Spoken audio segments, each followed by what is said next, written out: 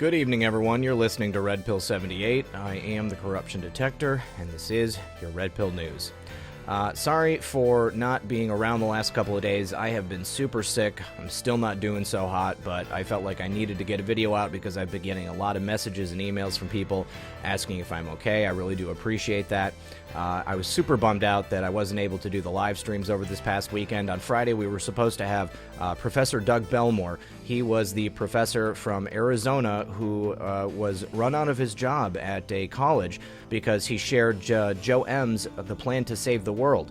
I really want to hear from Doug, and he's going to be appearing next weekend on the show. I'm very excited to have him on. And then Saturday was going to be Sean from SGT Report. Sean is also going to be rescheduling for some time in the coming weeks, so don't worry. You won't miss anything. I will get all of that information to you guys. If you would, just keep me in your thoughts and prayers. I am going to hopefully be back to 100% here within the next 24 to 48 hours. That's based on the length of time that my friend who got me sick was actually sick. Greg, if you're listening, no hard feelings, buddy. All right.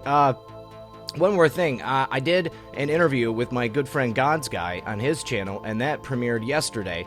If you guys would like to go take a listen to that, maybe hear some more information about me, the journey that I've been on in my life and how I got to where I am, then I think that you would really enjoy it. I know a lot of people have seen it already, but there's also plenty of people who have not seen it. So go ahead and check that out. It's God's Guy, and you can probably find that on my Twitter. You can find it actually here in the community tab on YouTube. I did share it there.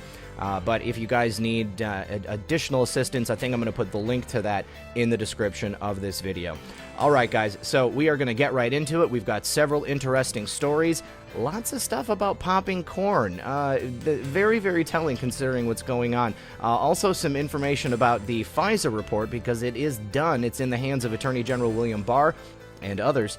And then finally, some word from Tom Fitton at Judicial Watch about the Spygate scandal. So here we go. Let's get right into it. All right, first of all, from my good friend and fellow researcher Methods, the Horowitz FISA report is finished, and it is in the hands of the Justice Department and the FBI. They're going to be reviewing it, and then there's going to be a public comment period, and apparently there's going to be some documents from that are going to be released to the public. So let's take a look at the reporting from the Washington Examiner and see what that's all about. All right, so DOJ Inspector General completes investigation into alleged FISA abuse. I don't know why they bother saying alleged at this point. It's pretty much a done deal. The Justice Department Inspector General Michael Horowitz has officially completed his investigation into alleged Foreign Intelligence Surveillance Act abuses by the Justice Department and the FBI. Representative Doug Collins, the top Republican on the House Judiciary Committee, revealed in a letter Thursday that Horowitz notified Attorney General William Barr of the completion of this investigation earlier in the day. Horowitz said in a letter to congressional leaders that his team is in the process of finalizing our report by providing a draft of our factual findings to the Department and FBI for classification, determination, and marking.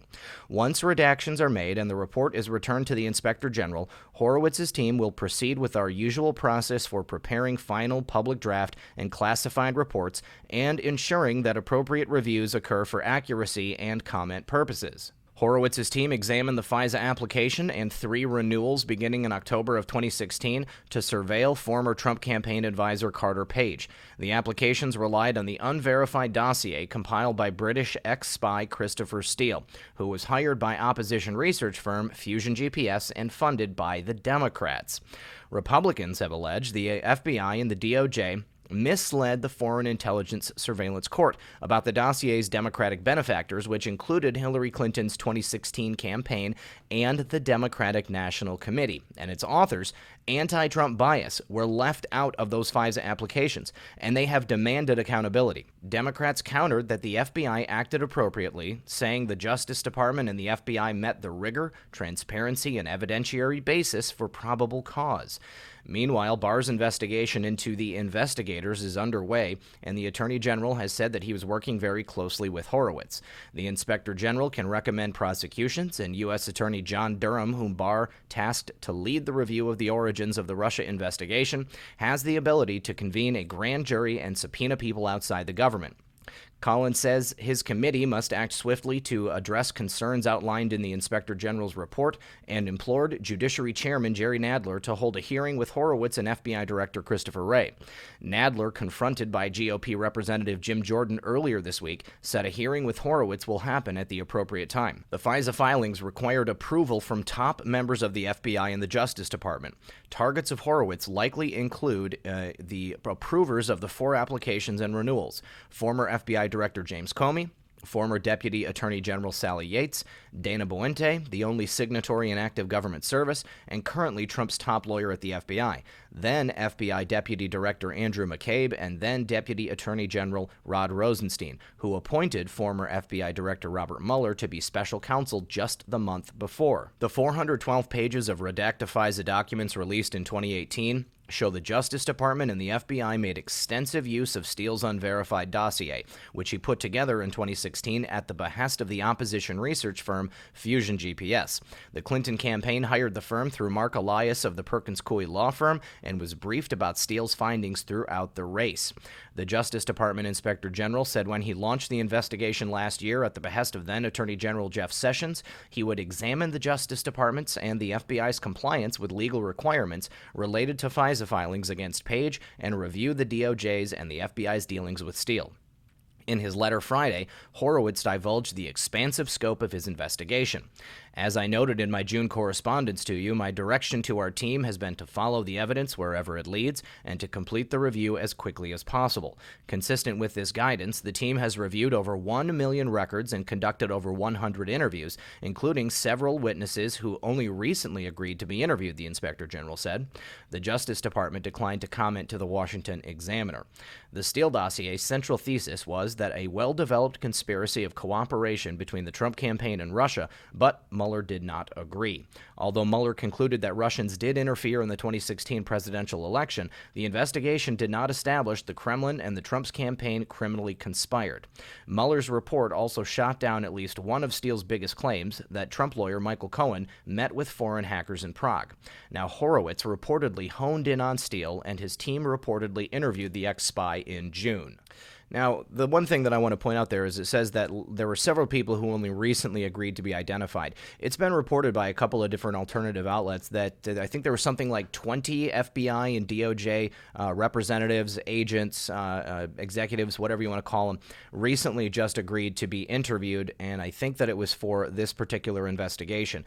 People are starting to read the writing on the wall. They understand that what happened in the former administration, what Hillary Clinton was involved in, what James Comey was running, what Andrew McCabe was backing him up on, all of it was illegal, and Hillary Clinton was doing some really nasty, dirty things. Now, that wasn't all. There's also a whistleblower that's come forward recently. I believe his name is John Here to Help. I'm working on trying to get an interview with him right now, but he details some horrific experiences at the hands of people at the FBI and the DOJ, namely one Rod Rosenstein. So I think that a lot more information is going to be coming out very soon, and we should keep an eye because these things are potentially even worse than we ever could have imagined. Now, the next thing I want to show here is a segment from Hannity. John Solomon was on the other night, and Methods was able to clip this out, so thank you, buddy. And he's talking about what is going on with this FISA abuse and the investigation into it. Let's go ahead and listen to this clip. News, Sean, that I think is going to become very important.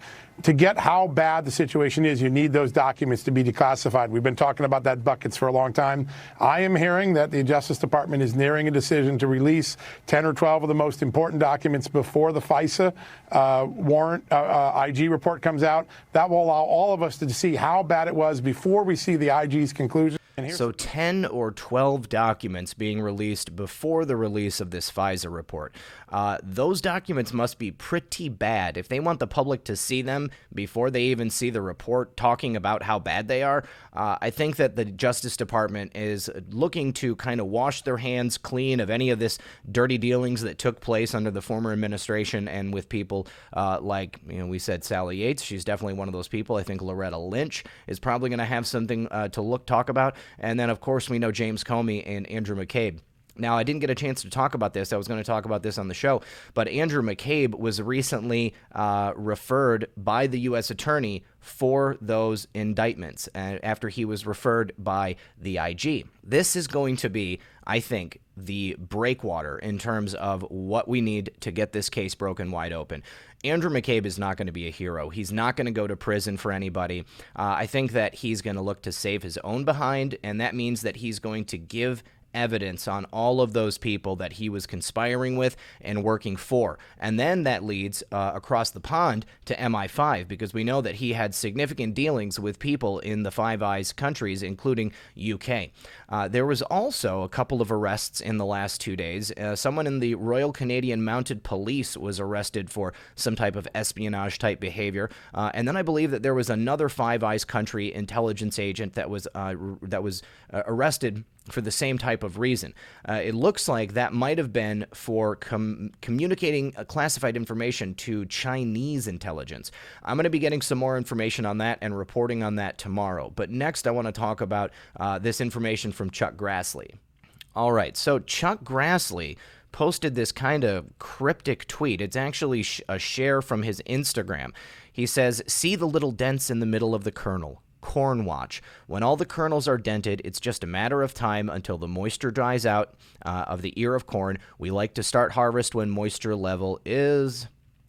I think when moisture level is pretty low, because he's talking about when you harvest the corn. Now, this immediately recalls back to Devin Nunes's tweets about when to harvest corn ready for to be cut. Very interesting that Chuck Grassley is putting this information about corn out there, because now the next day, just earlier today, we have some corn talk from Joe Biden. Very, very weird. Let's go look at that. So Joe Biden told a bizarre story about how he once faced down a gang leader named Corn Pop. This is just another example of how Joe Biden is losing his mind. This story does not have anything in it that rings true. It seems like something that he made up. It's a person named Corn Pop, just absolutely incredible. So this is hilarious and sad, the Gateway Pundit says.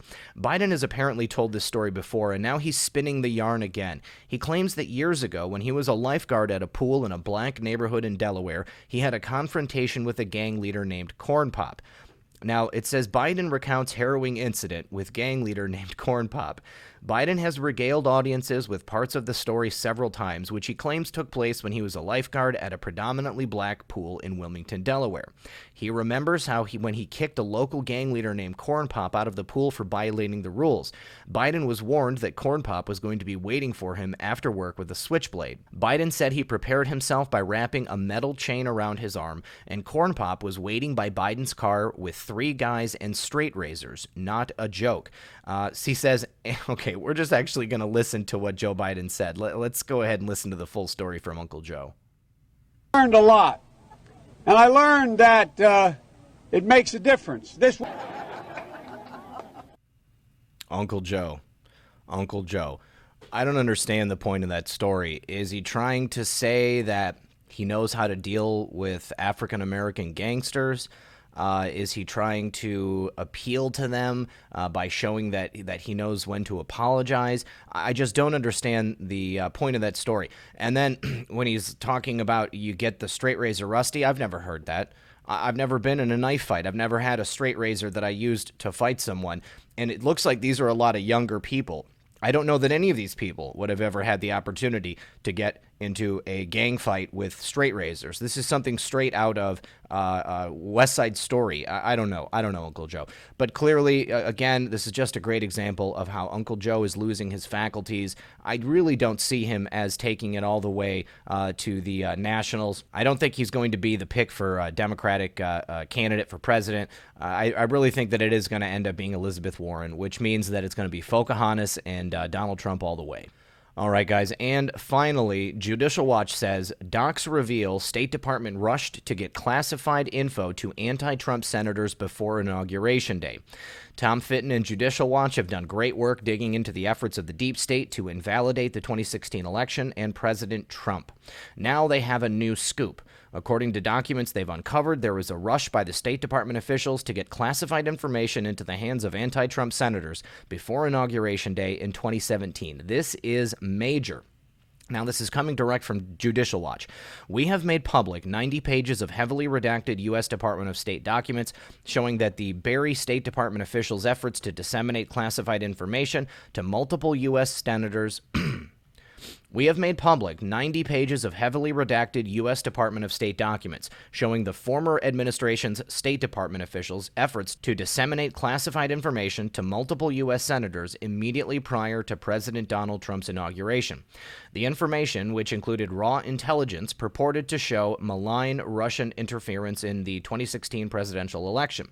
Among the senators receiving the classified documents were Senator Mark Warner of Virginia, Senator Ben Cardin of Maryland, and Senator Robert Corker of Tennessee. On January 17th of 2017, 3 days before Trump's inauguration, Kavalek emails Abbasi Durakagulu and others emphasizing again that getting the documents to Cardin and Warner is a priority and urges the process to be sped up. Agree this is a priority, and I don't see why lengthy reviews are required. I would suggest we send up the things that can go immediately, and if there is any concern about specific internal documents, those be adjudicated separately and sent up as a follow-on. Why were these people in such a rush to do this before Inauguration Day? Doesn't the question seem to answer itself? Now, more from Judicial Watch. The concluding unredacted section of an otherwise heavily redacted email sent on Friday, January 13th of 17 by former Foreign Service Officer Karem Bilge to numerous state employees indicates the intense time pressure under which state officials were operating to beat the Inauguration Day deadline. Please clear the action memo by noon Tuesday, January 17th. Please clear on the actual package of documents, if you have not done so already, by noon Tuesday, January 17th. Tom Fitton discussed this on Fox Business Network a couple of days ago. We're going to go ahead and watch that clip. Let's turn to Judicial Watch and new State Department documents that you have gotten showing Hillary Clinton supporters' efforts to actually move classified information into the hands of various senators. What in the world? Is this evidence that the Obama administration was orchestrating a wide-open assault on the soon-to-be president of the United States? Yeah, it was a desperate last-minute effort by Obama appointees, as you point out, many of whom were Clinton donors, to push out to friendlies in the Senate, anti-Trumpers, both Democrat and Republican, supposed information classified on Russia. And the deadline was the president's inauguration. So if it were in the ordinary course, why the rush to put it out? They knew they were up to no good. In fact, the documents show that they were getting frustrated at having to follow the rules about the declassification or the approval of sending classified information to the legislative branch, and it looks like they were bypassing the rules to do so. So if I'm the Justice Department and I'm doing a criminal investigation, there's one thing they need to do, which is to move over to the State Department, and just as they may be looking at the Justice Department and FBI in terms of the coup-gate targeting of President Trump, because this is just the latest in a series of disclosures out of the Obama State Department showing that Fusion GPS, that whole gang, was using the State Department to launder the information to target President Trump as well. And again, colluding with Democrats in the House and the Senate. You know what? If there's an impeachment against President Trump, I look forward to President Trump's lawyers maybe bringing in House Democrats and House Senator and Senate Democrats who were colluding with this gang to try to take him out even before he was elected president. Now, Attorney General William Barr needs to look at this if he isn't already. While the liberal media tries to make everything Trump does or says a national scandal, actors in our own government may have participated in a deep state conspiracy worse than Watergate. Absolutely. All right, guys, that is all that I have for you today. I want to thank everyone for joining me. As always, this has been Red Pill 78. I am the corruption detector, and this was your Red Pill News. Good luck, everyone, and God bless.